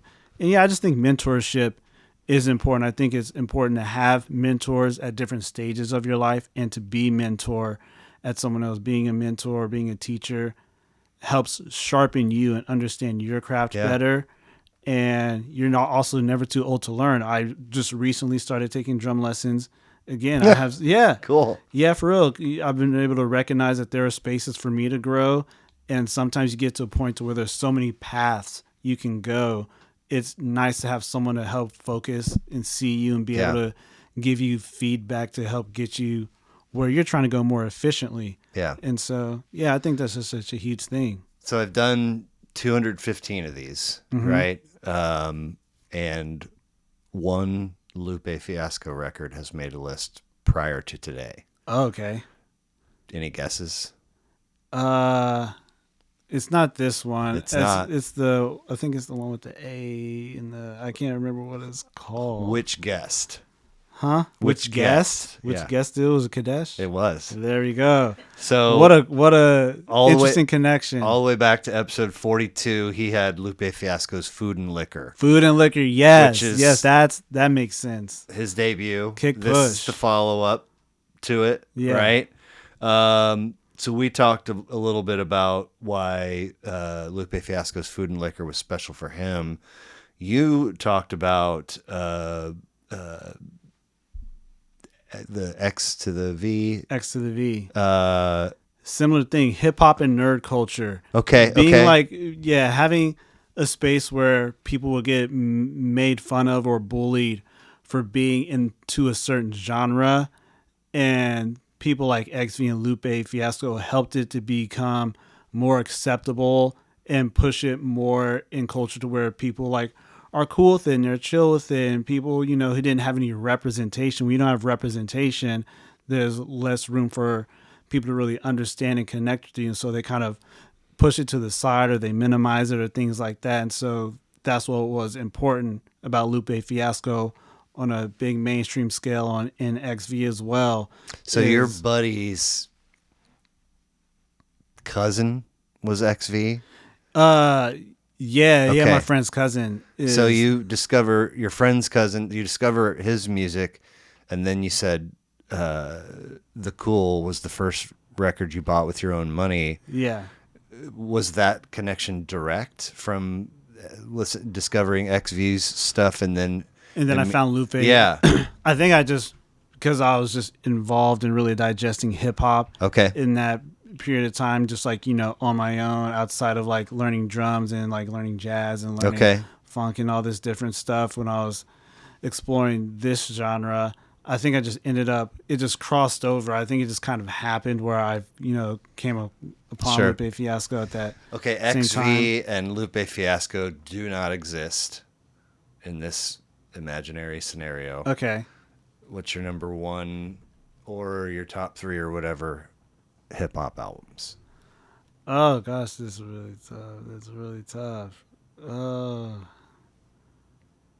gosh, what would be my top three hip hop albums outside of that? Oh gosh, Kendrick Lamar. Kendrick Lamar Which one? is such a. It's the one with the cartoons and cereal. Or is that one, or it could be the To Pimp a Butterfly one? 'Cause Okay. those are, Okay. yeah, that one was really, man. Kendrick's wild. I love some For Kendrick. sure. And man, besides Kendrick, before that, who would I say? Because this was like I didn't listen to a whole lot of like albums. I No. listened to no, I wasn't listening to like a whole lot of albums. Just like if I heard a song or an artist and I latched on, then I would just like Okay. burst into the Sure. thing, and so most people didn't like grab me like the way Lupe did. So Okay. uh, Have you spent any time with De La Soul or Tribe uh, Called Quest? yeah, especially like when I was traveling in tour with X and them, and they're talking, so I would listen to some of their stuff as Okay. well. De Um, La's Stakes is High. That yeah, album is, I mean, unmatchable. Tribe's Midnight Marauders is up there for me, and I mean, if you know, do you know Guru, yeah, the Jazzmatazz record? yes, That's, sir. I mean, if I had some more time, I could come up with a more comprehensive list, but those are three that spring to mind. If you're looking for Gosh, there's a some, name that's in my head that's like eluding me, but it's really cool because the instrumentation on there mm, is the drumming and like the beat. It's I can't remember the name, but if it comes to me, I'll come say it, back if, to yeah, it. absolutely. Um, so a few years later, is it only three? I think it's only 3 years later. 2010, Foo Fighters, Wasting Light. Wasting light. 7th of 12 for them, including one from April of this Yeah, year, which I didn't know about, which is man, they're when your dropping record came out, albums. right? Right? Did you in April your Yeah, record? I think So so. you and Foo Fighters put out full length records in the same Look at month. that. Okay. This one's 11 tracks, 47 minutes. Alternative rock out of Seattle. At least two Foo Fighter records have made lists on this podcast. Um, Cole Welch had The Color and the Shape Yeah, from color and shape. episode 48, and then Matt Jack recently, episode 204, had, let's see here, Echoes, Silence, Patience, Grace. Yeah, I haven't listened to that one like fully. I've just listened to like the popular ones. Sure. But Wasting Light is a favorite of yours. How does it land on your radar initially? uh, I came across it because I was listening to like songs like Everlong. I just like came across it, and it was a cover band. That's what it was. There was a cover band I was playing with, Harvesting Jane. They're like, here's our set list. I was learning the songs. I come across, you know, this song Everlong, and I was just like, I fell in love with it. It was so fun to play. I was always excited to play that song because it's just like it's moving, it's cooking, it's jamming. People got so excited whenever that song come up, and they're like, not a lot of drummers that we've had have been able to, play this song, and so it was just after that I was They like, said that to you after yeah, hearing you do it for the first time? yeah, Nice. and so Did you say I'm kind of a big deal? no, no, I was just like, I was like, I feel like I can find a lot of guys who could, Right. but that's what they were saying, and I heard that song and I just fell in love with it, and I was once I have that certain feeling, just like Lupe, it was like I gotta Rabbit hole. rabbit hole. Like, what other stuff do they Yeah. got? And I, fell in love with the band Foo Fighters. They became my favorite band, Okay. and I was listening to their songs, and then Wasting Lights came out, and I was just I just loved the whole album. It was one of the albums where I was like from beginning to end, I loved all the There songs. you I go. loved, You're listening to an album. yeah, listening to an album, and it's just from beginning to end. I'm just like, I loved all the songs. And I listened I listened to just that album for a month, just like Lupe. When I find something that I like that, I'm listening to just that Have you for like experienced this? months. What? Get in the car with him and you're like, this again? There's other stuff. He listens to his bands Okay. I listen to my bands and Snarky Puppy. and snark a Snarky Puppy. lot. I'll listen to Okay. Snarky Puppy Okay. a lot. I'll have just like Snarky Puppy on just all the All right. time. All right. Yeah. And so yeah, it was. I haven't done that in a Playlists, while. too. Like you have your son playlist and like 70s Yeah. stuff. Yeah. Like so yeah, he has a variety of things. I haven't had the like I'm gonna listen to an album nonstop Yeah. thing yet. The only I think Better Nature by the Silver Sun Pickups was another Cool. album that I listened to over and over nonstop. Okay. And I think Does J Cole's album as well. does that Silver Sun Pickups record have Lazy Eye on it? This lays out a Better Nature album. I could look You it know up the and tune I'm see. talking about? Yeah. Have you seen the video? Not that I can recall. Okay. It's interesting because it's them playing live in like a little bar. Yeah. And this girl is in there like watching them. And it looks, there's a dude next to her. It looks like maybe he's interested in her, but she's kind of like looking around. And then another dude comes in and she was the one, like she was kind of keeping her eye out, hoping he would make an appearance. You don't really get any closure on how any of that dynamic is plays Yeah. out, but it's cool, and I think something folks can relate to. But, and I know it's a music video, so folks are maybe lip syncing and pretend playing, but the drummer in that Going is crazy. going nuts, and it's not like a super aggressive beat, Yeah. and you kind of just go like, you're trying to break that kid, man. And it's good drumming. That's how Dave Grohl liked to play. He liked to play hard Right, and heavy. right. Did you see it's been a few years ago now where the Westboro Baptist Church, you know who that is? Oh yeah, they're the center of a lot of controversy. I remember going to a Foo Fighters concert and they showed up. Or Yeah. I think so, yeah. And then They came to Kansas City. Dave Grohl was like on a trailer bed and he was just singing about love and acceptance or some to stuff them, like that. to the protesters. Yeah, I was outside. I Okay. was watching him pull up in There the you bed, go. and then the protesters were over there, and stuff like that. And it was just, I love stuff like that. it was just like God hates and yada yada yada, and they're just talking about love Yep. and whatnot. Yep. Yeah. Well, great list, short list. I appreciate you sharing it with me. Any honorable mentions or something that you're really digging currently you want to throw in the mix? Besides Snarky Puppy and your bands? I've been listening to like a lot of these anime soundtracks. There's a one that's from this show Jujutsu Kaisen. Okay. The soundtrack for that show, I think I would highly recommend it because it's not something you would totally expect, but it's like math rocky. Okay. It's very math rocky and AKA heavy. yeah, it's heaviness. It's got some jazzy elements to Okay, it. cool. It's got a lot of mix of just kind of different things, but it's really compelling. The music's so well done. I know a lot of people talk about when they talk about OSTs, a common one that I see is Bleach. A lot of people talk about the soundtracks from this show Bleach, and I think the music's there is great too. I think Attack on Titan, the music from this show Attack on Titan is marvelous. I love it, but right now the Jujutsu Kaisen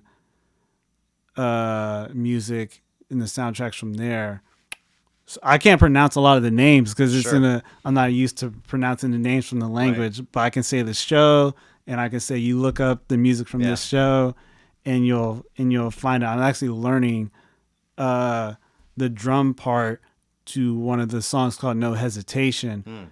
And yeah, it's just, it's solid. When you talked about the outfit that you drum with that gave you, here's our set list, and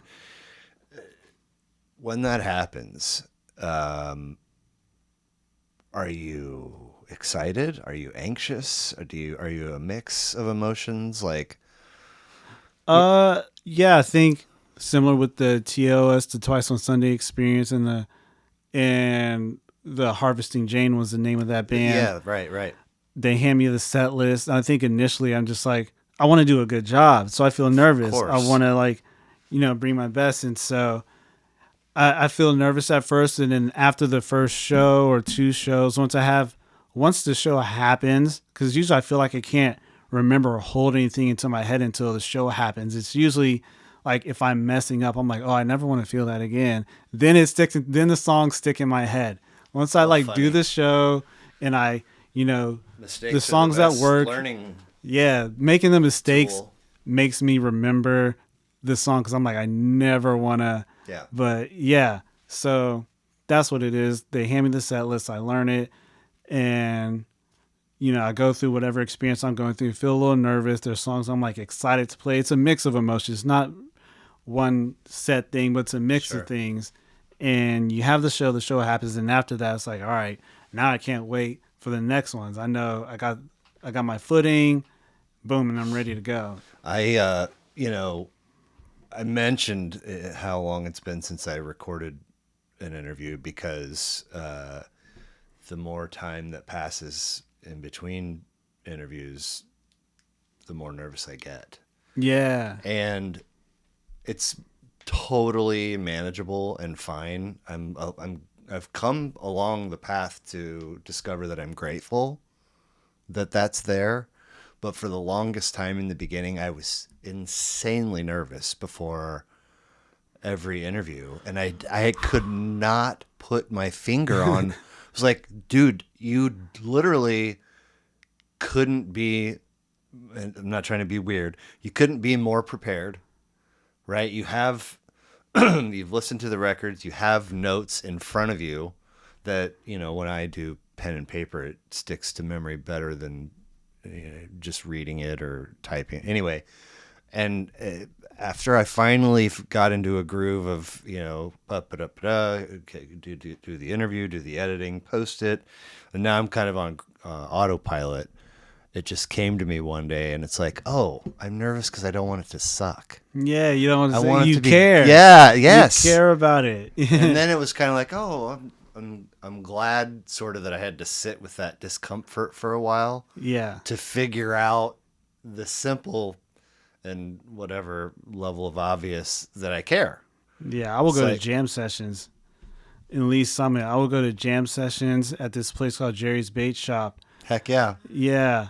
And I met, two friends that my friend Lizzie Cruz, she lives in Nashville right now. She's dating, a producer, or she's married and whatnot. But I met her there. I met a friend of mine, Nikki White, at these jam sessions. And that's the space I use to work on my nerves, to work to like get comfortable. I remember going to the Foundation one time. My friend, that's still around. Yeah. Okay. That 1 to 5 a.m. My friend Pat Adams brought me there because he was a part of Quixotic and I was new. And I remember that I know I get nervous in front of other drummers because I feel like they can see you. They can see you for real. When people do it, they can see you for real. And so it's like, I remember going there, and that was the most nervous I'd ever been because everyone's at a certain level of just like have invested in their craft. And I remember being so nervous that my arm was just freezing. My right hand was just freezing. It wouldn't do it. I'd tell it.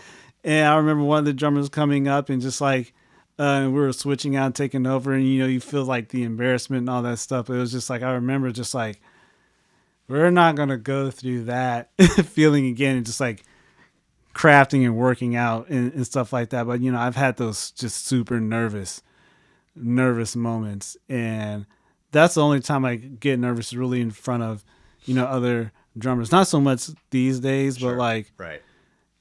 Yeah. Those are the moments. Tell that right arm to move. It was so. You're gonna get those rap recordings out. It was so weird. It was blowing my mind that like my body just was not listening, and it was just like freezing up on its own. And you just can't. It's that brain, man. Get the brain it to is like weird. work out. It was the wildest experience to me. Very nice. I've got a short list of goofy questions to fire your way, and then we'll get you guys out of here. So the first is, you're given the ability to have a cup of coffee with anyone of your choosing, dead or alive. Who's it going to be and why? Does it have to be coffee? No, it can be juice, tea, Red Bull, beer. Man, no, I'm just kidding. I've always wanted to meet Michael Jackson, man. Okay. Michael Jackson or Bruce Lee. Okay. Bruce Lee. He was really, when it came to like the developing a sense of wisdom and growing in wisdom, that was one source that I always looked to. I like all the Bruce Lee quotes. I would look at those for motivation and drive and keeping myself just kind of center minded and balanced. And Michael Jackson, just because of the man's a legend, is Yeah. like why it's like I would love to sit down, talk with him, understand his thinking, just experience his just one to one, just like for myself, in person. Absolutely. I think those two people, Have you felt seen significant. Once Upon a Time in Hollywood?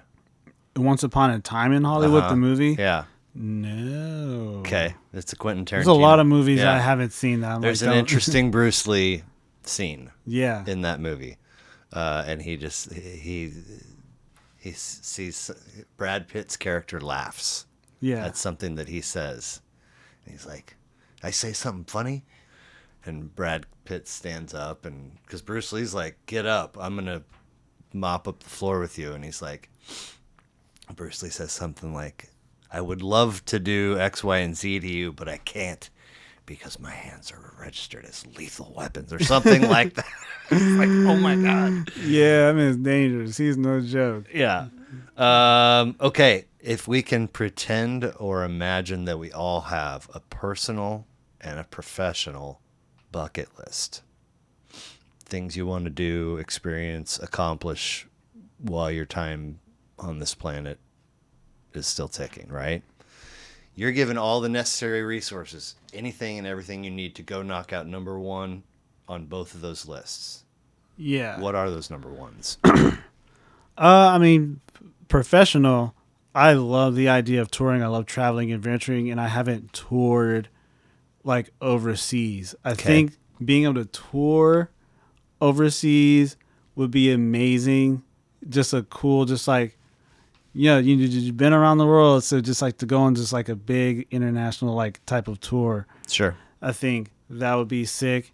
A personal bucket list thing is I haven't been skydiving before, and I want to skydive. I used to do it now. I used to like be so fearful and hate it until I saw XV do it for a music video, and we were there, and just like everything about that experience that I saw through him changed and flipped a switch. And so I'm like, okay, I want to do this thing now. So skydiving. I had the stars align for me. Frankie she's not excited about that idea. Not excited about it at all. And I just apologize every time because I'm like, I love you, but I have to do this. I had the stars aligned for me in 1994. Yeah. And I did. I jumped from 9,000 feet. Yeah. And the door on the plane was a roll up, like a black tarp. Yeah. And all four of us that are jumping, you're tandemed to another person. I just went first. I don't know why, but the four connection points are shoulders and hips. Mm-hmm. And you have a chute and they have a chute. And so you connect at these points before the plane takes off. So your whole rise to 9,000 feet, you're in somebody else's lap. Yeah. Literally. And then as you hit the mark, they tighten him down, right? And then he scooted his butt to the door all the way to the edge. So I am dangling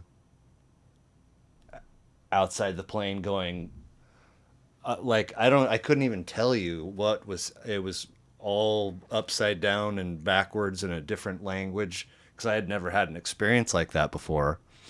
And then he jumped, and you got to do this with your arms and legs as part of the free fall.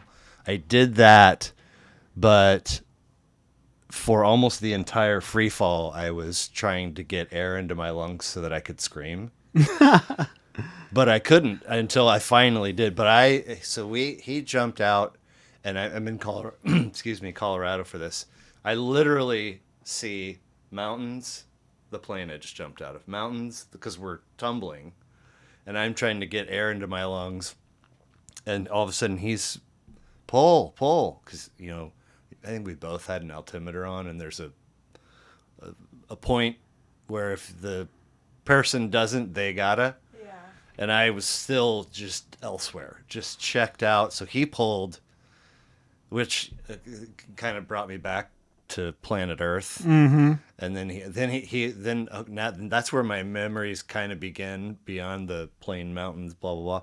And he gave me some steering lessons, and then we landed, and we got all undone and disconnected and all that stuff. And he's looking at me weird, and I'd never met this dude until like an hour and a half earlier. And he's like, "You know what you did when we jumped out of the plane?" I was like, "No idea." And he said, "You immediately grabbed my butt cheeks and held on for dear life until I pulled the ripcord." And I was like, didn't know that. Didn't know that. I was not Sorry. here. Apologize. I love that. That's But it was and so two of us went up and two of us waited, and then when we were done, the other two went, because that's how small the plane was, couldn't all go at the same time. So the two that waited, somebody took a picture of me like right after I stood up, and I mean there's a ginormous vein pulsing through my forehead, and I'm kind of like beside myself. It fits. It looks like somebody that just is coming out of shock. Yeah. And I love that memory. I love that I did it. But now, You're like, I was I'd crazy. have What was I thinking? 14 heart attacks on the flight up. And who knows, if I actually went through with it, what would happen if I did jump. So do it before you're too old and too scared. Oh, That's all I gotta gosh. say. Oh, gosh. Uh, Yeah, it's got to happen. It's got to happen. I was hoping it would happen this year, but maybe next year. We're gonna see. okay, this next question. We're not trying to change who Daniel Cole is today. This is not cloaked in regret. It's just off the top. You're given the ability to visit your past self at any age of your choosing. What age are you choosing, and what are you saying? What age am I choosing, and what am I saying? Mm-hmm. Okay, I don't think I've been asked that question like that way. I'd be like, I've been asked like, what would you tell your past self? And those are easy, but this is like more specific. It's like what age, and feels super. That feels super pivotal. Gosh, let's see. Ooh, man, you're asking a great question. Would I go? Maybe. Yeah, I think I would. Oh gosh, that's tough. It's tough because all these choices feel like they've led to like the now. I think because I was very interested in martial arts and that was a passion, I would go to maybe my fourth grade self and be like, yo, get into a martial arts school. Hit the dojo, bro. Hit the dojo. Hit the dojo, get in there and do that. I think having that experience would be a significant like stamp and like point in my life. I think having that in the background would be solid for me. Okay, I like it. Yeah. You're aware that at one point there was a television program called Fear Factor? Loved it. Watched it all the time. Okay. So you win the challenge by tolerating the gross whatever thing. Yeah. Okay. This is not that. This is real life. You've got to get from point A to point B, but halfway there you come across your biggest source of fear, anxiety, creeps, whatever it is. What is it? What is my biggest source of fear and creeps? Fear or creeps or anxiety.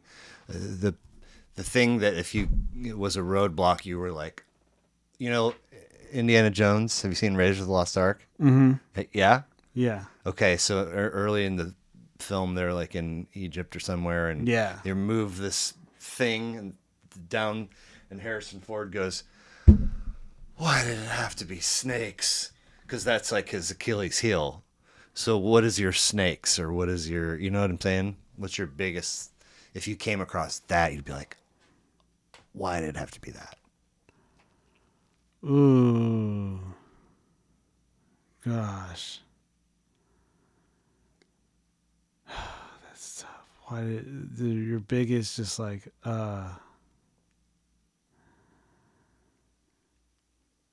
yeah, man, it's kind of tough. I think without I guess getting too into it. Yeah, without getting too into it, I think I just had a situation that I was kind of entangled in, and I feel like if I had looked back, I think I would have made some different, braver decisions. It's hard to talk about it specifically, but Sure. I think like I would have made some yeah choices that I made out of fear, and I wish I would have maybe not have. I would have been like a little braver and just been like, no, this is actually the more right thing to do. I think this would have saved a lot of bad decisions that Okay. that followed. So it's hard. Yeah. I think it's a weird range. I get a weird range of answers. Some people, they're like spiders or whatever the case may be. For me, I think it's the idea of going crazy. Mm-hmm. Have you seen Kill Bill? Yeah. Yes, both of you? Yeah, I've seen Kill Bill. Okay. So at one point, Mickey Rourke's character chloroforms Uma Thurman and then buries her in a coffin.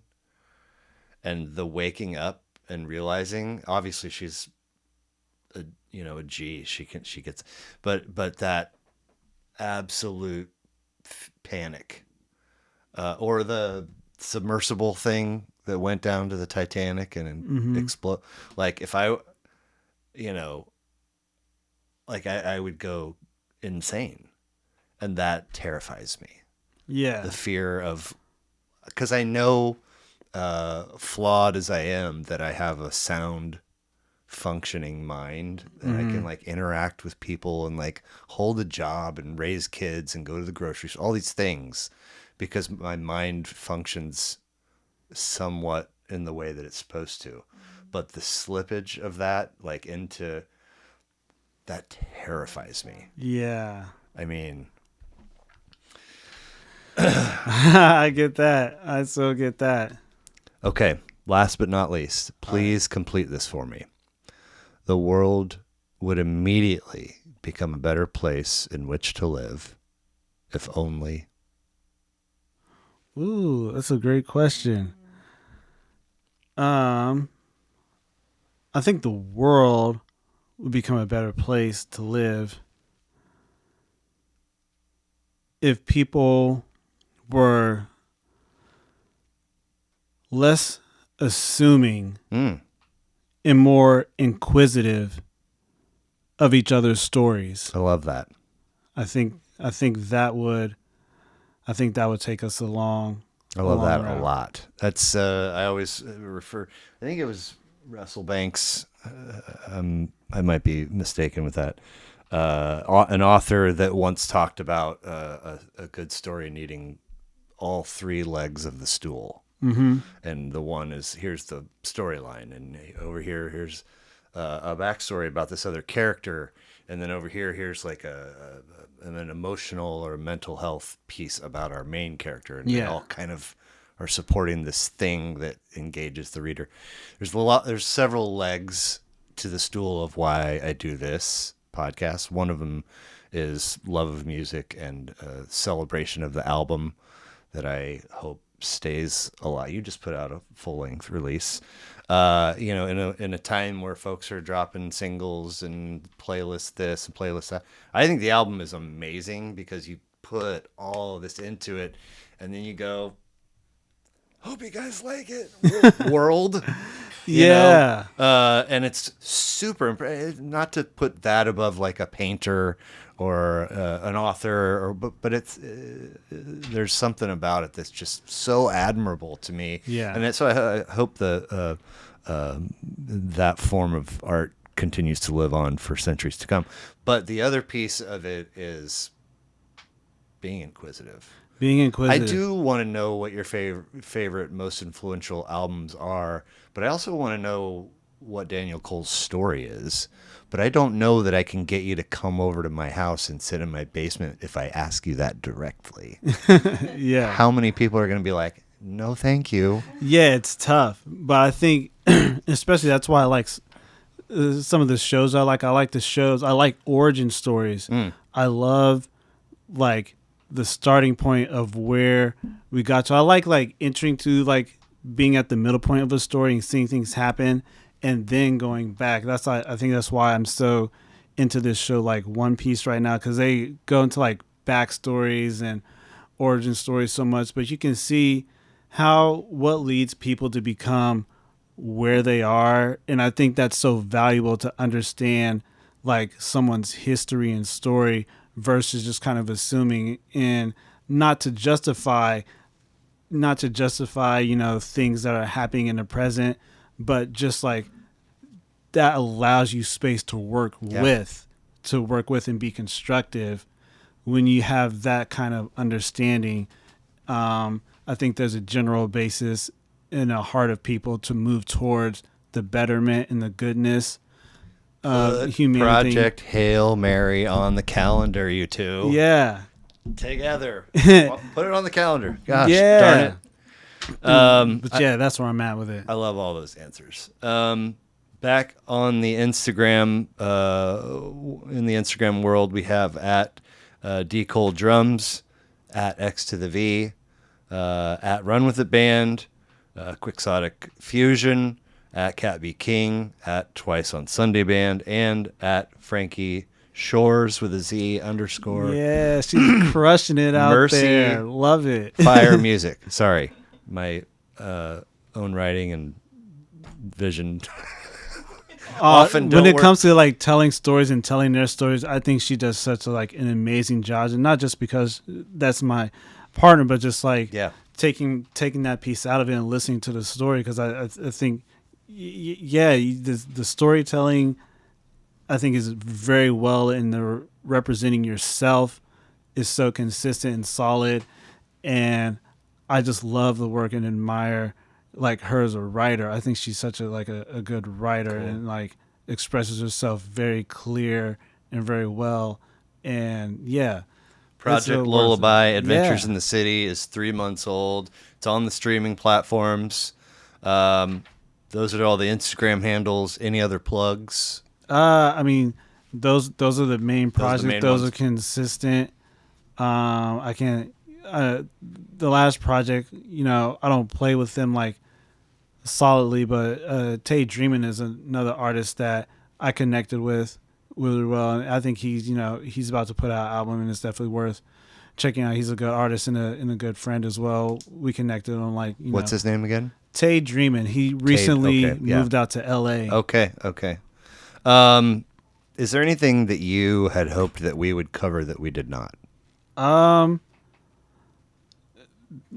I can't think of much at the moment. I feel like we covered a lot of the key things. I think, we talked about the background and history and how we got to where we are. And, I think it feels, you did get your movies.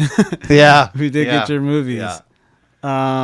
Couldn't get besides that, I think like whatever we have coming up, we have, more music coming up. We're out playing shows a lot. And so the best way to connect with me or any of the projects I think is through these social media outlets. Sure. Definitely love to meet and talk with people. We're very, passionate about that in-person thing, especially where we're going out with the world. We have the development of, AI and all these different things. So I think more importantly now than ever, community looking to get together and be with each other and sharing that experience. I think that's just going to be super valuable so people don't get lost in the saturation of the internet. It's so easy to get distracted and all the propaganda out there, to not easily be swayed by like what you hear, but to really dive in and look towards like source material, source information. And that's also a stool leg of this podcast is, the idea was January of 21 and it took me a year to get it ready. And so January of 2022 is when I recorded episode 1. But, we had kind of come through pandemic and we're in this I think we all woke up together and realize that we're now in a place where you don't have to leave your house. I mean, you do because you got to go play live music for people, but it's just a regular, Yeah. everyday, like you can order whatever and boom, there it is on your porch. You don't have to deal with, and like that's not, it's awesome, but it's also not good. So having, I picked the worst time in the history of technology to start an in-person only long form podcast when everybody's doing stuff virtually and nobody has any attention span for anything longer than 30 seconds. This will come back around. But I'm This doing it is anyway, great. darn it.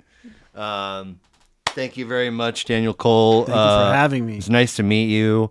Best of luck in all of the things that you have on your plate, professionally and personally, and hope to talk to you soon. Awesome.